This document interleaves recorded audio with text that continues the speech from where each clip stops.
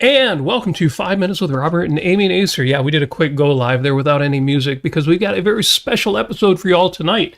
Thank you for joining us. This is 5 Minutes with Robert and Amy Nasir and our special guest, Agustina Vergara Cid. How are you doing tonight, Agustina? Hi, Robert and Amy. Thank you so much for having me. I'm doing great. Really happy to be here. For anybody not in the know, Agustina is an associate fellow at the Ayn Rand Institute, as well as a teaching assistant with not the Ayn Rand University. What are we calling it now? We just... the live ARI Live. ARI Live. We just got a great upgrade to ARI Live because anybody now can participate. Sign up for classes, whether you want to be a student or an auditor. Outstanding. Agustina, it is good to have you with us tonight. We had the honor, the privilege, the fun of seeing you at the Boston OCON, the Ayn Rand OCON Conference, Boston 2025, where you gave an outstanding talk. Outstanding isn't even the right word. Immigration enforcement and the betrayal of due process. Anybody who follows the news knows what that is all about. But you included good news as well as bad news, and it made for Amy and I, and we've shared this with folks who watched the show before, one of the top 3 talks at the OCON conference. I guess my first question would be, what has been the reaction to that talk? I know a lot of it you got right away when you gave the talk. Well, the reaction, thank you, first of all, for saying that. The reaction to my talk was really, really positive. Well, you guys were in the room, so you saw there was a standing ovation to it, which is not an easy thing to get at OCON. And honestly, I'm going to brag here a little bit. It's my second one, just saying. So, the reaction was really positive. I think, and a lot of people told me that the contrast between the reality of what is going on right now and kind of like I packaged it all together, or some of it, because there's so much going on, for the audience to see very clearly, because you see headlines and there's a lot of noise and confusion, but I packaged it all together so it was clear part of what's going on. They said that hit them really, really hard. But then the part which is really, really true, that, America is still welcoming of immigrants.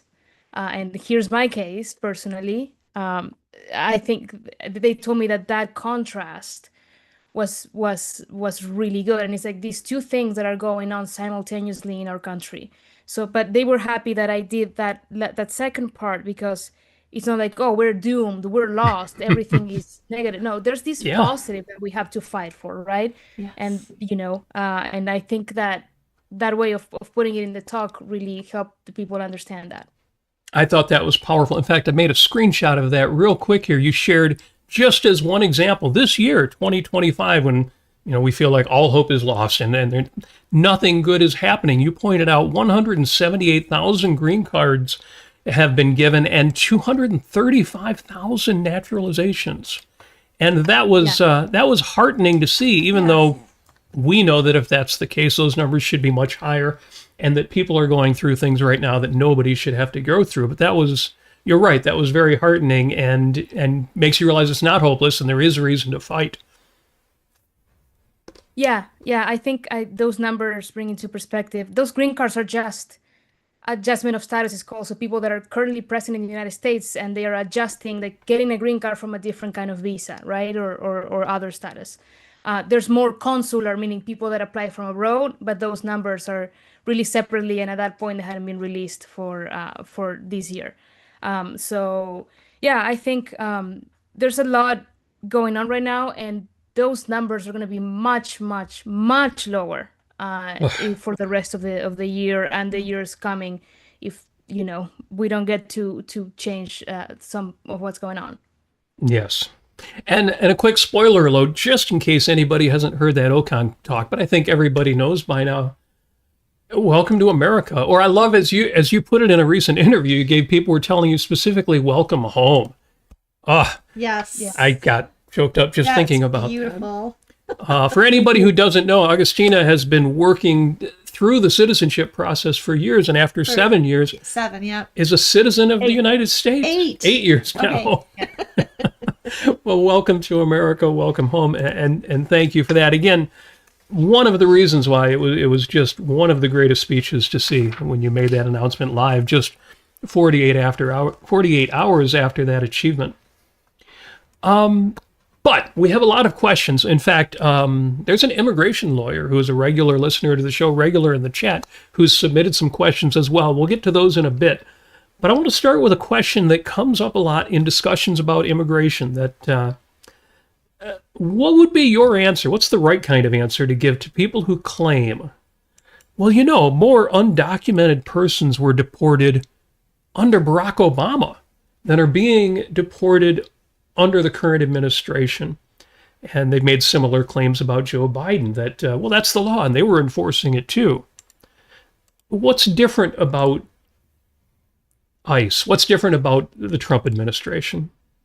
Yeah, it's true that Obama deported more people than Trump did in his first term. We'll see how things turn out here in his second term.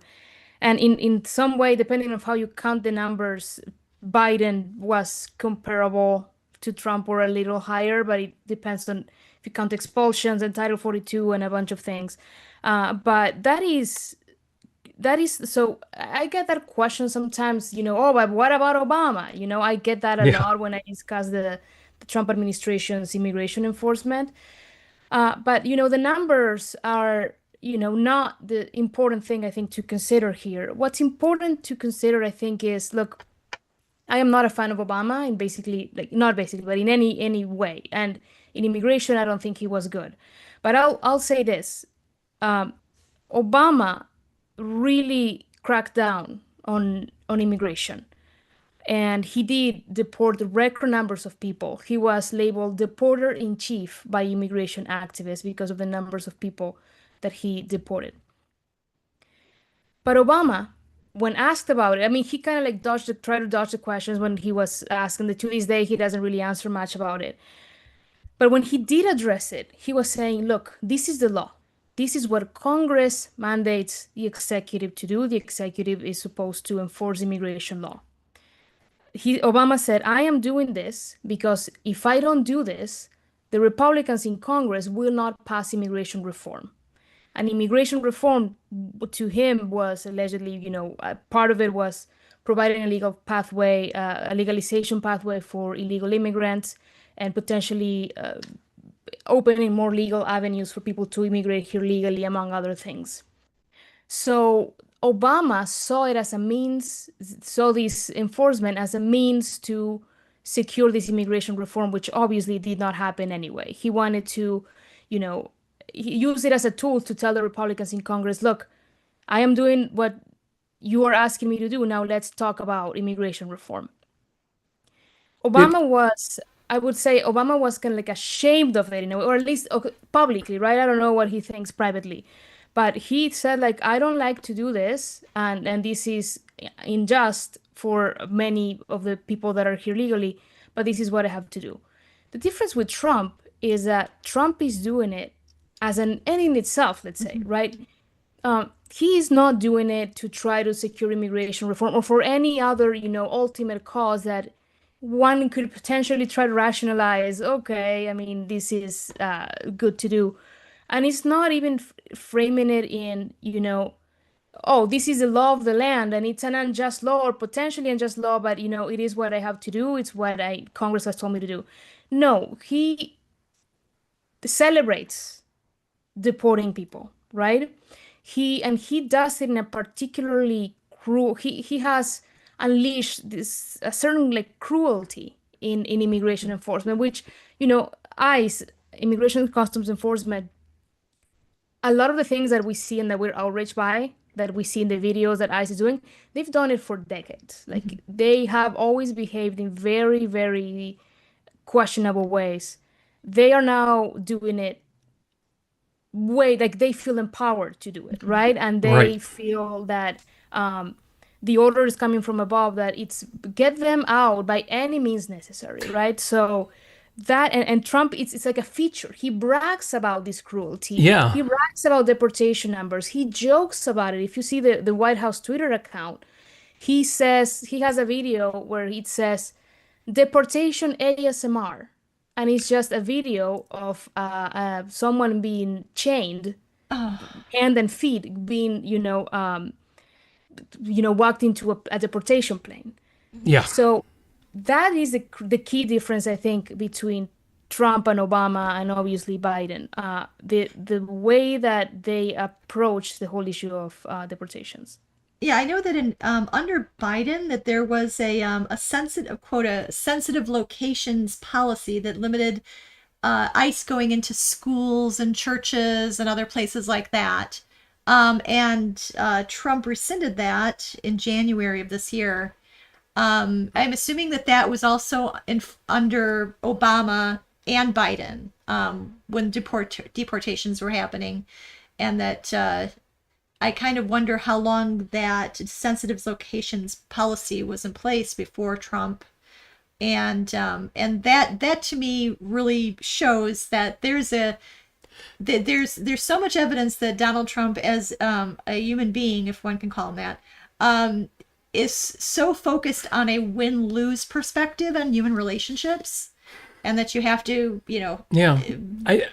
I've got to say, I think it goes beyond that. When I was going to ask the question, I was going to point out his unnecessary or reckless cruelty. But as you suggest in your answer, it's not reckless. It's not unnecessary. It's intentional. It's zealous. He is using this both for his own personal satisfaction and to sell it to his base. And it's one of the cases where just saying that, it seems, well, that can't be true. Nobody can be like that. And then you read his Twitter account or his Truth Social account, and I don't see any other explanation. Yeah, so to answer your question, Amy, I believe that policy was enacted, that sensitive locations policy, I believe it was under Obama. Okay. So essentially, it's, when you have a law that is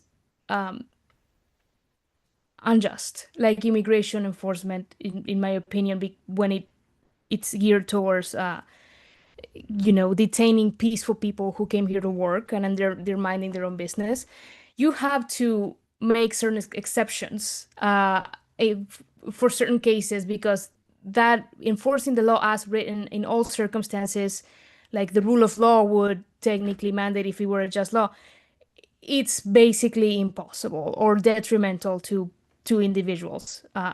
The illegal immigrants or whoever, and American citizens, right? Mm-hmm. So you have to start making kind of like these exceptions to, lessen the impact, right? And so this sensitive location policy was that ICE couldn't go perform immigration enforcement in hospitals, churches, schools, and I mean places of worship in general. Why? Because these are places where people just go to be at peace, and there are some sensitivities, there's children. But Trump said, I don't care about any of that.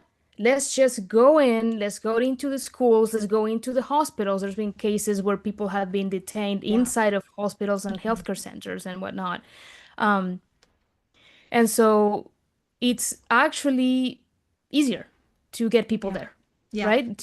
Because they're not gonna resist necessarily. They probably don't expect to be, faced with a masked ICE agent dressed in military fatigues in their church. So it's part of, I think, further shows that, because you can enforce the law, and there's this, if it's an unjust law, you can have some boundaries, like, I'm not defending Biden or Obama on this matter, but these boundaries were within what was the horrible law itself. They exercised it with some discretion. Trump got rid of all of that. Right. And there's also the separation of families at schools, where a parent would drop off their children and then they would be nabbed by ICE right after dropping them off in front of the entire school. That there was, I don't know the name, but I think there was a case recently on that. And it is absolutely outrageous. But so I'm at a loss for words thinking about these sorts of situations and the impact of due process on American citizens and people in general in the United States, and how that's eroding due process. Yeah, there's a whole question there, which we could, or maybe we shouldn't bother. I hate to even bring up the due process, because I get people, and some of them are even, objectivists, admirers of Ayn Rand, saying, well, due process applies to citizens. And that fails on so many levels. I can't imagine an honest person saying that. Due process. How do you know they're citizens? How do you even?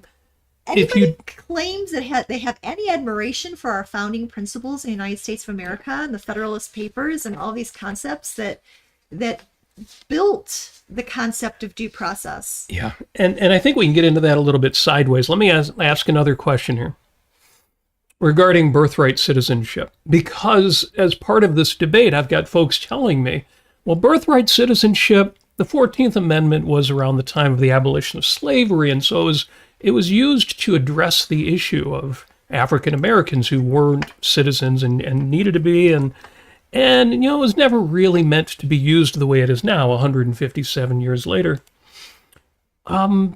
It just seems to me that the 14th Amendment, while it may have laid the groundwork for the times, it has also set precedent over the course of those 157 years in ways that are absolutely just. What is the answer to these people who try to rewrite the 14th Amendment? Yes, so like you said, Robert, the 14th Amendment was originally passed to guarantee, equal civil rights, legal rights to Black people, and to grant citizenship to formerly enslaved individuals, right?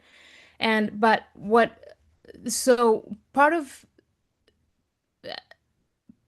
the framing of the amendment is that from the start it excluded people, right? And it's very specific. It excluded children of foreign diplomats. It excludes children of enemy combatants that are present in the United States. And it excluded, until 1924, it excluded tribal Native Americans because they were not citizens at that point. In 24, they were made citizens.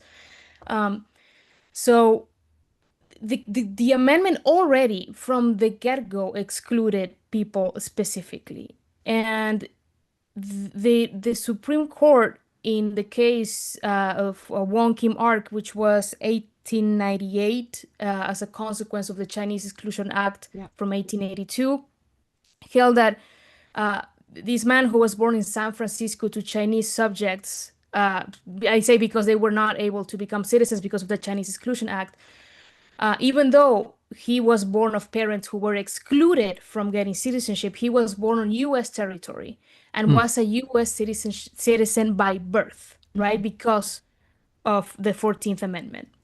And it cemented this long-standing, which it preceded the 14th Amendment, this tradition of jus soli, which is the citizenship by birthplace versus by blood, let's say. So you have to be related to a citizen to be a citizen.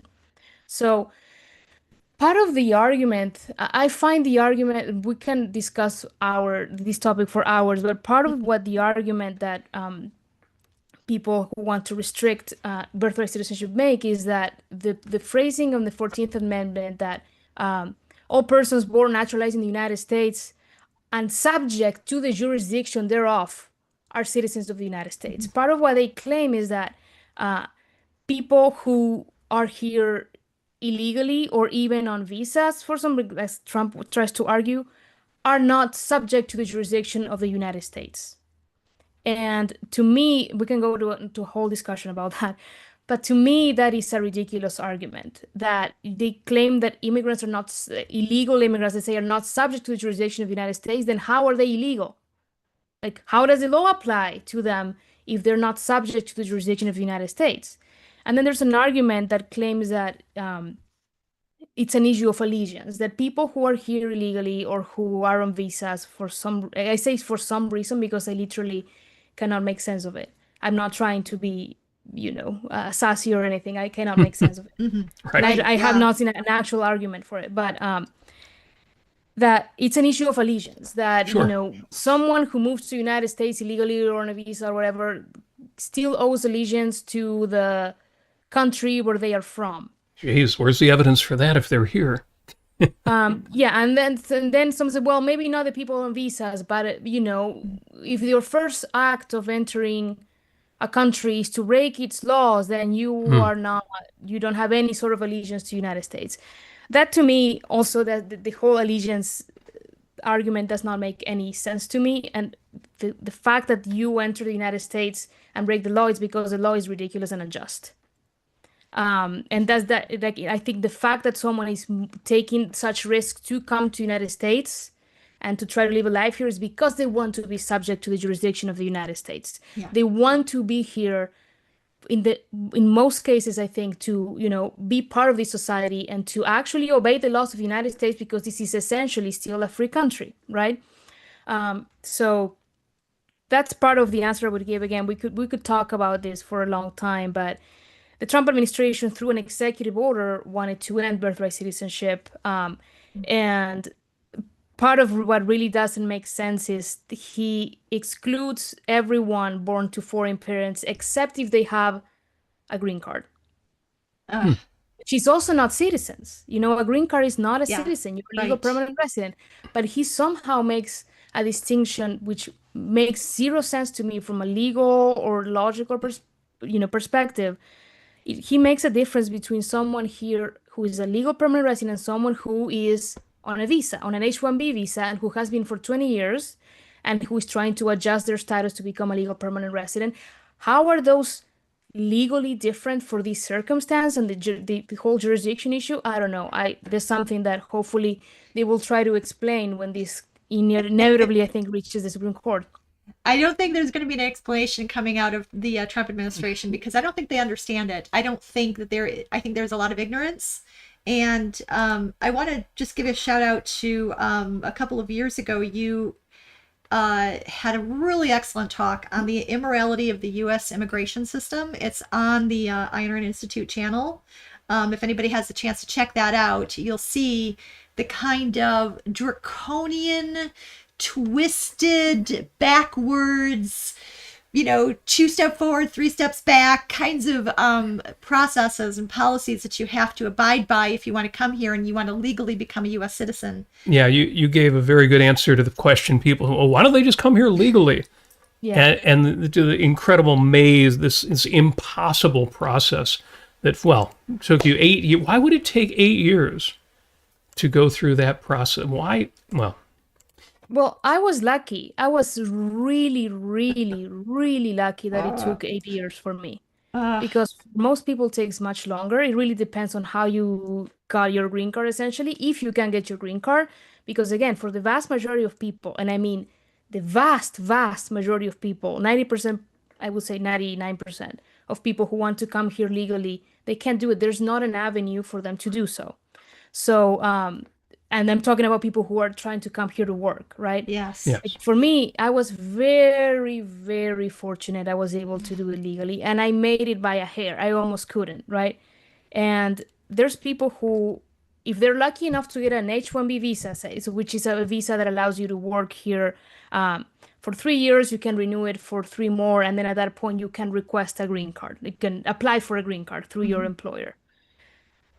Because of the quotas and regulations around green cards, there are people, for instance, if you are from India, your wait time for a green card exceeds, guess how long it could possibly take. 10 years? Oh, India isn't more desirable? Is that less desirable to Trump? I don't know. I thought we wanted all those computer programmers and scientists and technologists. I'm going to guess it would only take you 3 years. I mean, I can't even guess because none of the numbers make any sense to me. There's 10. no reason for it.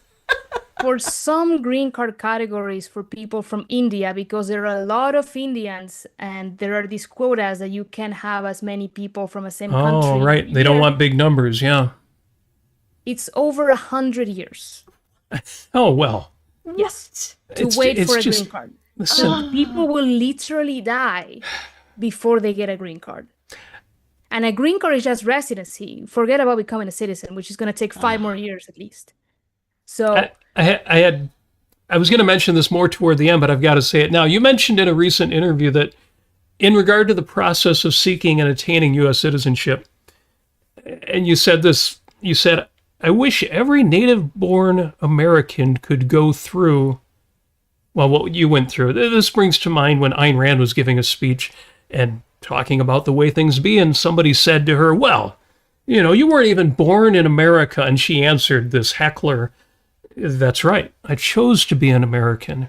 What did you do besides being born here?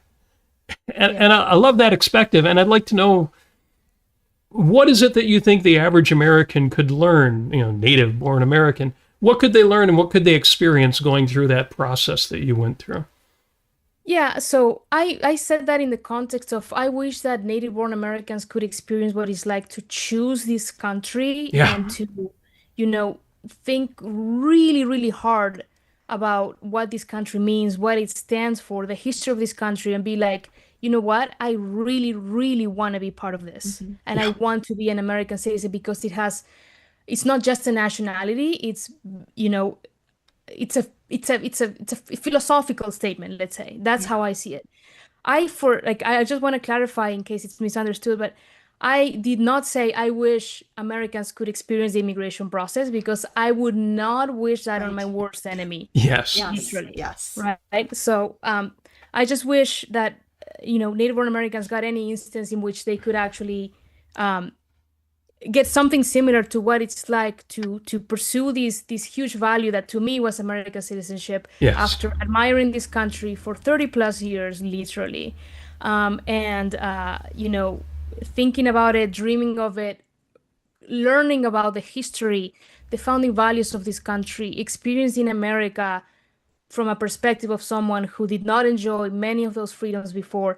And then, the combination of that moment, taking that oath, saying that I will defend the laws and the Constitution of the United States against all enemies, foreign and domestic. And, that to me is the sentiment, is what I wish Americans could experience, because to me it was so special. And the way I put it is, along with my wedding day, those are the 2 best days of my life. The day I Yes. became an American and the day I got married to my husband. I love So, that. Yeah, and I maybe wish more maybe people got to experience that. I might have framed the question the wrong way, but you had talked about for people who are seeking to come to America, there are push factors and pull factors. And for you, the pull factors, the draw was decisive. It wasn't just, I want to get out of where I was. I guess you were doing reasonably well in Argentina, and you were not poor, and you had resources, and you could have had a life there. But what you wanted was what America, well, at its best, has to offer.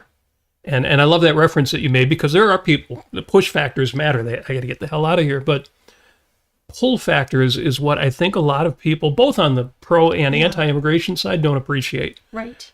Yeah. And maybe they would appreciate America more themselves if they could look at that and not just the news of the day and, things are so terrible, because there are plenty of terrible things. But all of that aside.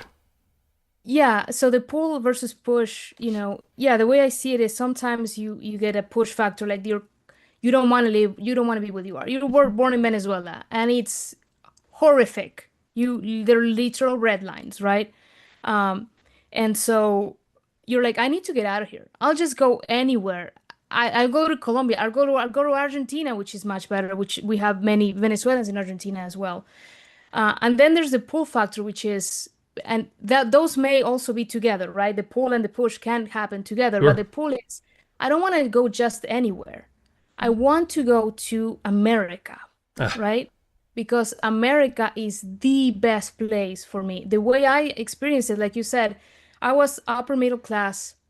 I mean, Argentina was, when I left, it was an absolute disaster. But I've been wanting to come to America since I was a little kid. And when I was a little kid, it wasn't that much of a disaster. I mean, for half of my youth, it was. For the other half, it was a mess. So, but even then, even in the mess, because I had an education and I was on track to working in the judicial system and having a very good job, and I was accepted for a job in the judicial system when I immigrated to America. I was on track to even becoming a judge, which was what I wanted to do if I had to stay in Argentina, and that would have been good enough. I could have a good enough life.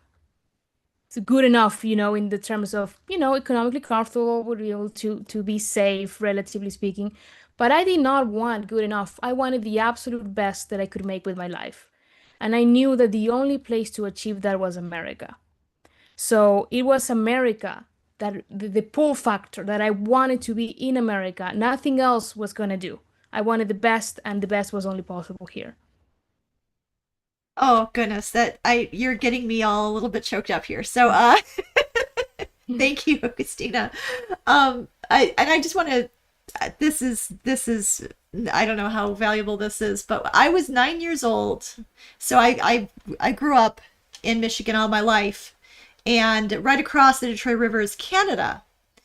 I didn't know any better. I was 9 years old, and I didn't know anything. All I knew was growing up listening and watching Schoolhouse Rock videos at Saturday mornings on television, and learning a little bit about the Constitution and the how great America is, and how there's something very special about America. And and you grew up singing the Star Spangled Banner, land of the free, home of the brave. And that's the very last sentence of that stanza, and it's really accentuated. And as a child, I really took that to heart. So one night, my mom took us to through the tunnel. There's actually an underground tunnel under the Detroit River into Canada, and we went to some arcade or something like that, or got something to eat, or whatever we did. And I turned to my mom and I said, "What state are we in?" And she turned to me and she said, "Honey, we're in a different country." And I couldn't contain my emotion, because I felt, how am I in this is not safe. This is not free. What's going to happen in Canada? Why am I don't want to be in a different country. I want to be in America. And it took me a while to process what all of that meant and everything. But of course, it got me, my curiosity peaked at the age of 9. But I mean, I on a sense of life level, I certainly knew where I was, and just having cursory glimpses of what was going on in other countries at the time in the 80s. Mm-hmm. Yeah. So I'll just put that out there. I think I hope that Americans still have that kind of reverence, and it can articulate or have some kind of words that are rational and not nationalistic that might describe that. So we have some questions from one of our regular listeners, who is also an immigration attorney, and even has had some victories recently, which was heartening to hear, to the degree he can share them on the social media networks. And he sent some questions in advance, also has some in the chat. So let me give a couple of these questions to you, see what you think. He points out, in regard to the conversation we've been having, the only avenues for entry to the United States are family, work, or the diversity lottery, and then asylum and special immigrants. Does that sound about right? Are those the primary avenues for entry in the United States right now? Yeah, so essentially it's, work, family, asylum. But so part of it is that the system makes it so work is the hardest category to get in. And it's not like, oh, I want to work. Shouldn't that be the easiest? Should be the easiest. But it's like people say, okay, I want to work, and I have an employer who wants to hire me. Let's do it. No, that's not how it works. You have to meet some very, very narrow categories to be able to work here. It's really, really complex. The immigration system, as our friend who is a lawyer will know, is incredibly convoluted. Like, it's insane. It's only second to the tax system, how complex it is. And these are the lives of individuals, right? And you described some of that in your 2023 talk, which incidentally is in the show description, folks. The links to all the talks we're talking about are right in the description on YouTube. The same questioner asked, well, what do you think of Yaron Brook's proposal to revamp asylum, where anybody who can find work gets to immigrate to the U.S.? That sounds a little simplistic, but he's in the industry, and so he's not being simplistic. He's just saying, if we could get anywhere close to that, what do you think of that?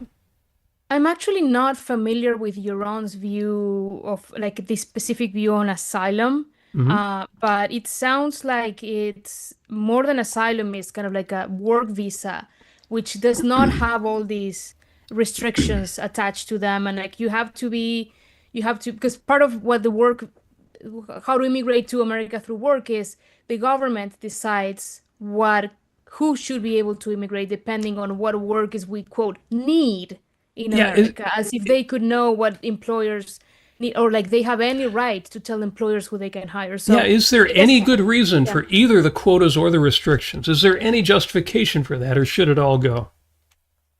There's no justification for that. It's like telling Americans who they can hire, who they can associate with. It tells them, like the immigration system tells Americans whether they can live with their spouse in America if the spouse is foreign born or not. If you marry a foreigner, you have to ask for permission to the United States government to live with your spouse in the United States. Yeah. So these are all restrictions that are imposed. And there's a scholar, Cato, who is really good. His name is Alex Norasta. And one thing that he says is really true, which is every restriction on immigration is a restriction on native-born Americans, because it restricts who you can associate, hire, who you can love, who you can interact with, who you can welcome into your home. And I don't think there's any justification for that. It is definitely a destruction of the freedom of association. Yeah. And that's not to say that I am not of the position that every single person on earth should be able to just walk through the border and be here. I think only Harry Binswanger holds the complete open borders perspective of they should be like state borders you just drive across. I think you've made the point that, well, there needs to be some means of determining if somebody's a criminal, if somebody's carrying an infectious disease, but that shouldn't be that hard. Yeah, I think that the government has to have a very, very, very compelling reason to stop someone from moving, essentially. I do think that terrorists, dangerous criminals, and people who have certain infectious diseases that are dangerous should be excluded, the people who are sick until they recover. But I do think that there should be that potential restriction. So it's not that I believe that just literally anyone can walk through the border, just carrying the example I put is a little graphic, but I don't think that someone carrying a severed head should be able to walk through the border and just be welcomed. I think there should be some restrictions because the freedom to move is, depends on, there's other people's freedoms as well that you have to make sure that a person coming here is not violating or going to violate. I should say I'm going through questions, but you're also getting a lot of compliments and people are very happy about what you're saying in the chat. Gary Menard, for example, says, well, he quoted you as saying, I did not want good enough, I wanted the best. He says, by that statement, Agustina is 100 times better than the average American. And I'll second that sentiment.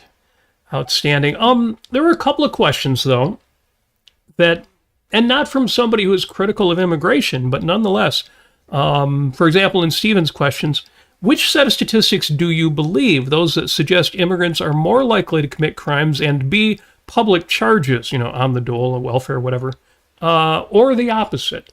If I could pause just for a second there, I would want to question the premise of the statement. If you could determine that immigrants are less likely to commit crimes or to be on the dole, to be a drain on the system, would you be more pro-immigration? I wouldn't. I would hold exactly the position. Or if you could determine they're a little more likely to commit crime, I still wouldn't change my immigration perspective. But I'm curious, Agustina, what do you do with a question like that? Yeah, I agree with challenging the premise in itself, because there's for instance, are they more likely to take welfare than native-born Americans? Part of the problem, which they're not, but part of the problem with a mixed economy, I think it is that it introduces all these weird incentives or distortions to the system. Yeah. So I'll give you an example. It's not true from the data, which is really hard. This sort of data is really hard to gather. But leaving methodological issues aside, imagine it's true that immigrants take more welfare than native-born Americans. Then the reason is that, as it happens, when someone immigrates here, it takes like 6 to 18 months for them to get a work permit. And they cannot work legally during that time because they would be working illegally and be breaking the law, and potentially face deportation or consequences. What is a person going to do? Like, this is, they have to survive. The only option that is being given to them is welfare. This is a hypothetical, right? But so if it were true that happened to millions of people, and it were true that immigrants take more welfare than native-born Americans, would that make you anti-immigration? No, they were practically Like you said, told to do so, that. right? Yeah. So I challenge that premise. It is true that the data shows that immigrants are, especially illegal immigrants, are way less likely to commit crimes than native-born Americans. That data I find helpful when kind of like addressing the myths, like for instance of the Trump administration, who says that the streets are full of immigrant criminals who are committing heinous atrocities, and we need to get them out ASAP or else the country will implode. Essentially, that's the message. When you have data, a lot of people are not willing to look at the data, but when you have data that can review that fear mongering, I think that's helpful. But it does not, I think, should not inform the position in immigration, like broadly speaking. Excellent. Yeah, I think so too. One of the questions asked is, are there any good proposals for overhauling the immigration system that are proposed by politicians? I think that's going a little far, but are any politicians out there better on these issues? Anybody that we should know about? So I don't think we should know about any politicians, to be honest. But in all seriousness, good. Saying that a proposal to reform immigration is good, I don't think there's ever been one that has been good, to my knowledge, or at least that has had gained any traction. Less bad is the most we can hope for right now? Yeah. There's the ideal that we strive for, freedom of immigration in a free society. And then there's, incremental steps that we can take in the system that we have right now to inch us closer to freedom. Mm-hmm. There have been some proposals that, address certain aspects, like when Dreamers were, or when people on DACA were proposed to be, given actual legal status versus just protection from deportation. Very narrow proposals like that, I think, are good. There is now this called the Dignity Act, which was introduced by Representative Salazar. I forget what state she represents, but what district. So there are some okay provisions in that law. I don't agree with many of them or the way that they're being enacted, but with the chaos that we have right now, honestly, I don't want to come out as like trying to endorse the legislation or anything at all. Right. But I'm just saying that any step that takes us a little bit closer to freedom, or that helps people that are currently in very precarious situations like DACA recipients, that is helpful. But I would not classify any proposal as actually good, because they are all unprincipled, honestly, and they don't address the key, which we need to rethink the immigration system, not merely reform it, right? Mm-hmm. We need to tear it down and build it with better premises, because part of what it does, our system right now, is it's a system that is anti-work, and we cannot have that. Mm-hmm. Yes. So in that vein, in terms of not politicians, but organizations who might be helpful in enacting or influencing with better policies, and also fighting for people whose rights have been trampled on. Like I know the Institute of Justice took up George, if I'm saying this right, George Retes. He's an Iraq war veteran and U.S. citizen, and he was held by ICE for 3 days. No charges, no lawyers. He's basically, I think they busted his window, dragged him out of his car, and had their knees on both, two knees, one knee on his neck, one knee on his back, and took him into detention and for 3 days. So the Institute of Justice has taken up his case. Hopefully that will do something. I mean, in terms of legal cases, do you see any particular hope in our judicial system for reversing this all of these injustices? Yeah, I love that IJ has taken this case. I'm actually right now writing an article about this case, which may come out next weekend. Nice. So I love that IJ took it. This is again like a U.S. citizen, Army veteran as well, who was Yeah. detained in this manner by ICE. I mean, I talk to a lot of people who are very aligned with me philosophically, who have pretty much no hope, even in the judicial system. I am still of the view that even though we are seeing, I'm a little scared of what the Supreme Court may say if some of these cases reach the Supreme Court. I want to see what they say about birthright citizenship as well. But I do think that this is just so. I think our legal system, our judicial system is gonna rise to the occasion and just really protect our constitutional rights. I very much believe that's going to be the case. It's going to take time, and the problem with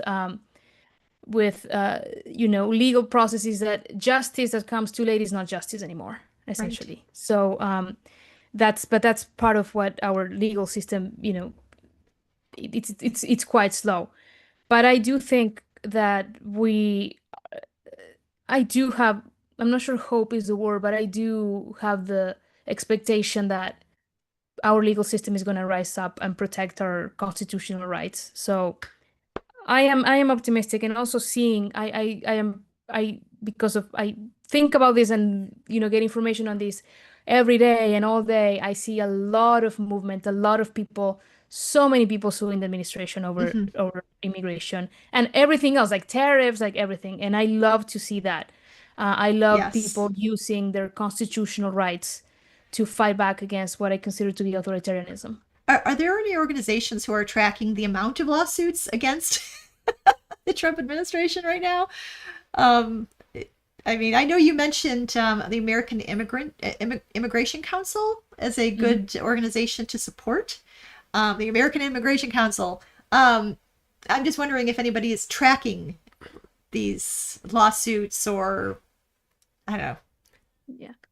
I'm actually not aware of anyone who's tracking. That's a really good question. If I can think of one person, I can think of the one guy that might be, if anyone is doing it. But I'm not sure that I'm going to check out if he actually is. Okay. But yeah, the American Immigration Council is a great organization to support, who they are actively representing immigrants. I support them, and they are fighting back against some of these measures. They have sued the administration. I forget for what they have sued the administration, but they have sued them a few times now. And they do good work, and they help asylum seekers, and they provide services like interpretation services and things like that. And I know this, I am an employee of the Ayn Rand Institute, and this may sound like, oh, I'm just, pushing my own employer, but no, like, I want to say that supporting ERI, I think I think it's always important, but right now it's especially important, I think, because we are the only ones who are, fighting the philosophical battle that needs to be fought to push back against this authoritarianism.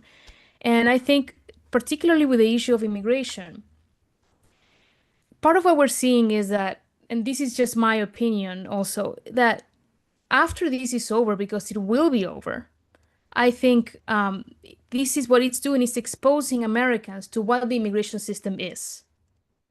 Because a lot of the things that are happening are what, like Obama said, like what Congress has told the executive to do.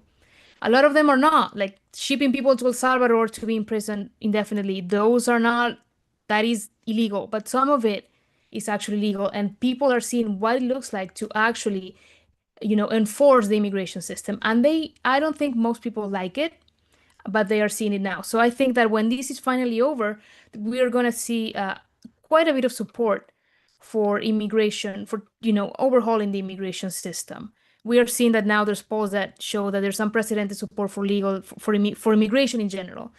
And part of what we're doing at ARI is we're coming out with really important material within the next 12 to 18 months that can really, really help reshape that debate.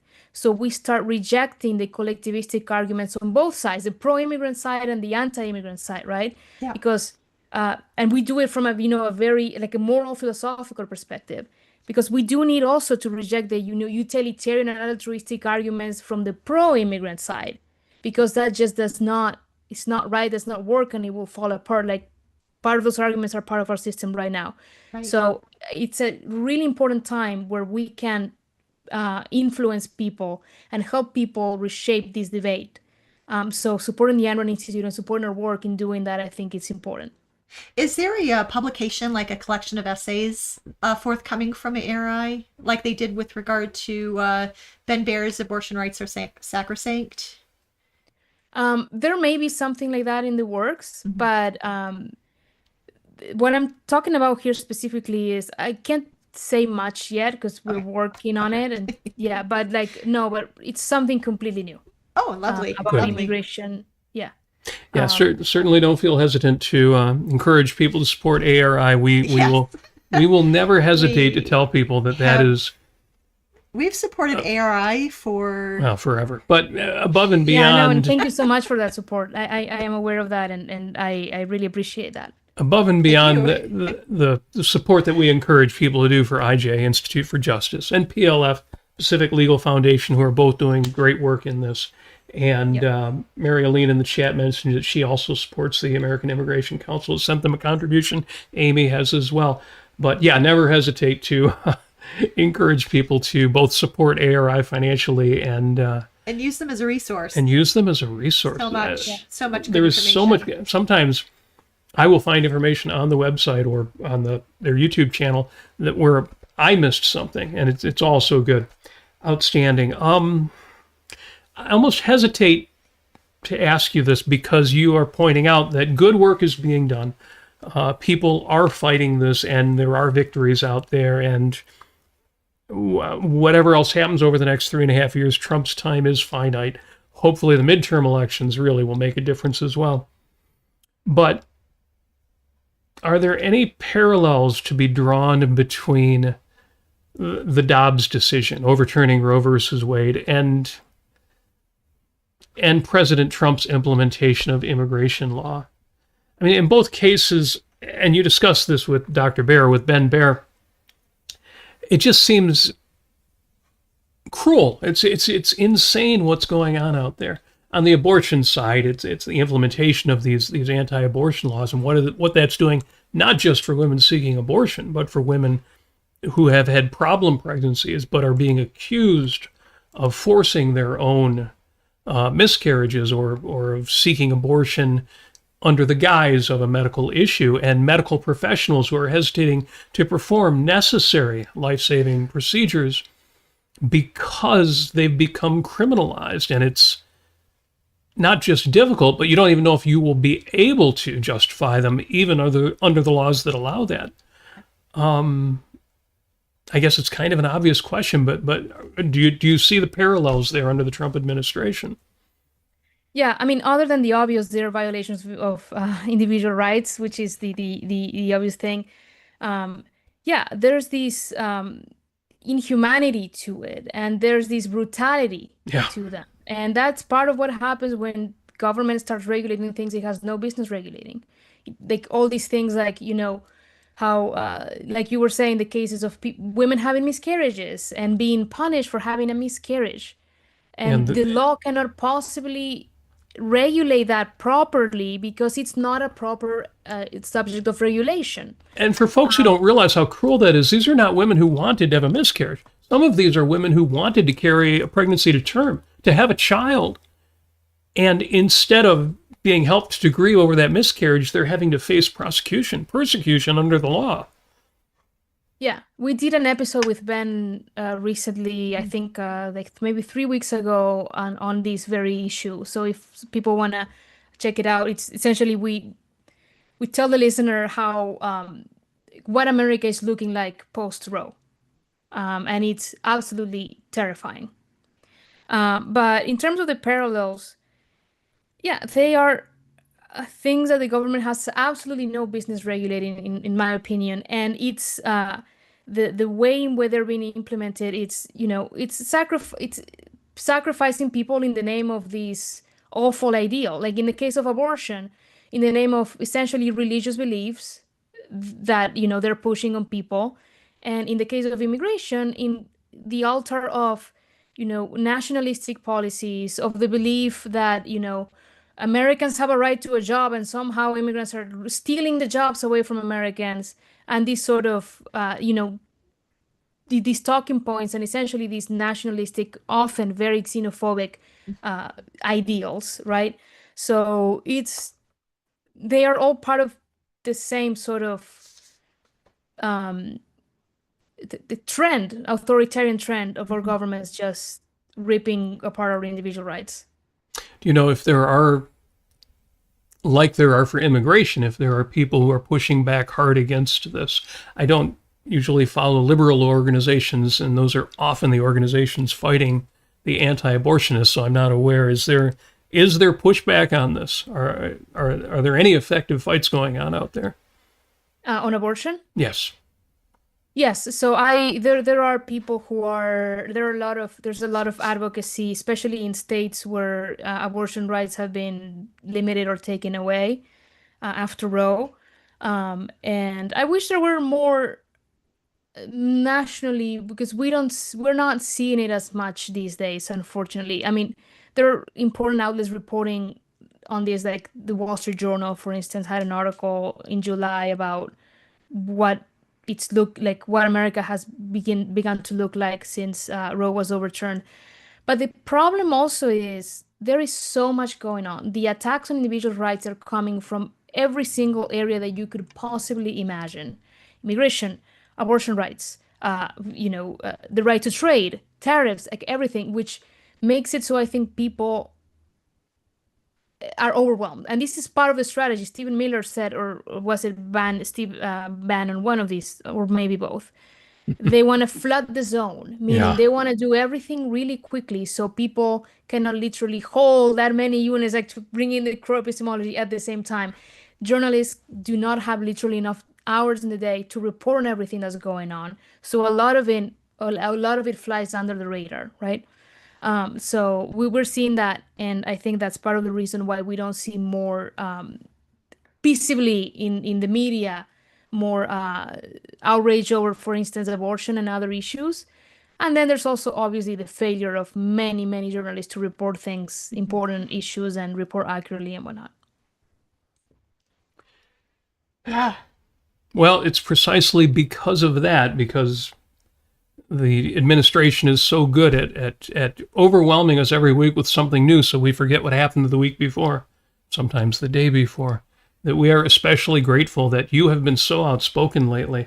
Folks, again, look at the YouTube description. Agustina has held several interviews as well as her talks. They are all listed in there, and every one worth listening to. You have much to say, which makes it interesting. For example, some of your talks are very specifically about your own immigration journey, other ones talking about policy, other ones talking about trends, and every one of those talks is well worth listening to. Again, we appreciate IJ, we appreciate PLF, but we especially appreciate what you and ARI are doing in this regard.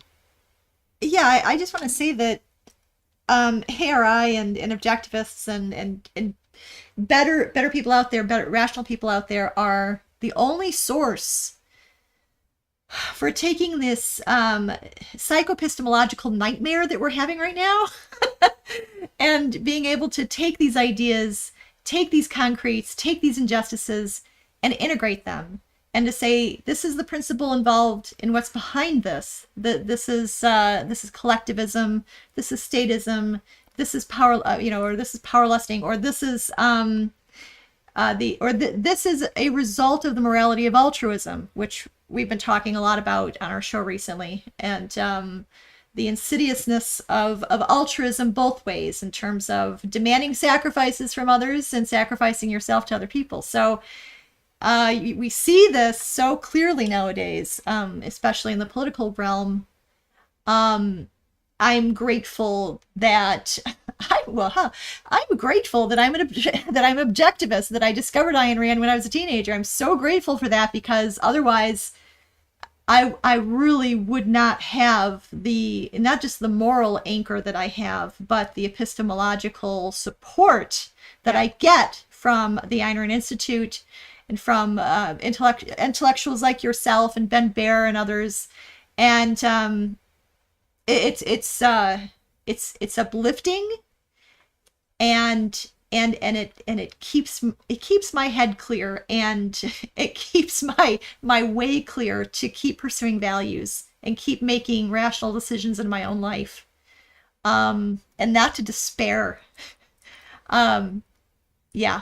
So thank you, Agustina. No, thank you for your support. You guys make our work possible, and I totally agree. I mean, we are, as hard as it sounds simplest, but we're just, so to speak, using Ayn Rand's philosophy, right? Because like you said, it's not, Ayn Rand's philosophy is not just a philosophy, so to speak, it's a methodology. Yes. Like, it teaches you how to think in ways, in a way that almost or no one else essentially thinks about. It's like, for me, when I discovered objectivism and the methodology, and I'm still learning so much literally every day, was like I had blurry vision my entire life, and then I put on a set of glasses and I see clearly. Yes. Like, it's like, oh my God, this is just so different, such a different framework. And literally no one outside of objectivism is making these integrations and is able to see the issues as clearly, because most people, unfortunately, do not have this methodology. That does not mean that there's not good thinking going on in other areas by other people, but I think objectivism, the methodology it provides, is something that is so unique and so clarifying. And the Ayn Rand Institute is the only, institution that applies and promotes it. Yeah, I always say the owner's manual for life has been written, and I'm surprised how many people don't want to pick it up and read it. But there is one organization that is working to make that happen. And in the chat, Linda Cordair, Quent Cordair Fine Arts, says, "Thank you, Agustina. We are fortunate to have you as a citizen." And I guess I would close with exactly that. You have pointed out that you are grateful for America, and America is grateful for you, for what you and the folks at the Ayn Rand Institute, but in this case specifically, you are doing in this regard. Thank you for talking to us, for sharing this with us. We've all got work to do, so thank you. Thank you for the information, but especially thank you for the inspiration. And I'll say what folks were saying to you the last time we saw you. Welcome home.